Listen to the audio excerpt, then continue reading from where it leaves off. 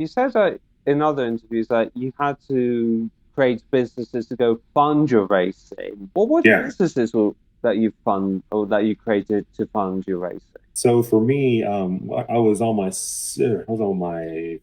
second deployment, and during my second deployment, any free time that I had, I knew that when I came off the deployment, that I was really going to go hard towards trying to become a pro driver. So I had time on deployment to figure out and kind of plan, like, okay, how am I going to make this happen? And I started thinking, at first I was like, oh, maybe I'll just send out a bunch of emails and reach out to a bunch of companies, and somebody will sponsor me. Well, that's just not the case. Unfortunately, like when you're new to things and people don't know who you are, it's very difficult just to have someone throw money at you. So I figured, okay, if these companies aren't going to give me money, then I'll create the money myself. And how I was going to create it, but it was starting my own business. So the first business I started actually started hosting drag racing events. So I would rent out a drag strip, and then I would do a lot of promo and hyping up the event online on social media, mainly Instagram and Facebook.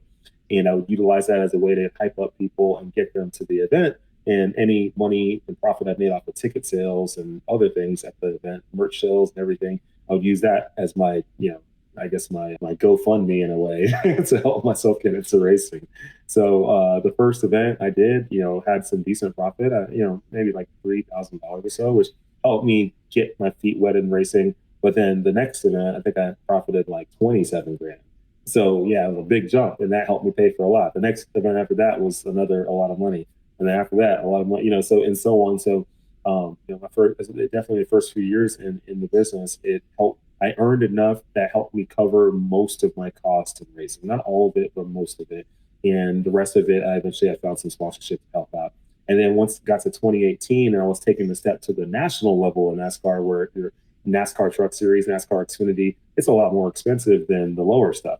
So at that point, the business wasn't making enough to pay for my racing, like maybe like, a few, but not like all of them. So that's really when I had to put a big focus into my brand and growing my social media presence and all that stuff so that I could eventually attract real sponsors. And we did. And since then, most of my racing has been paid for by sponsorship.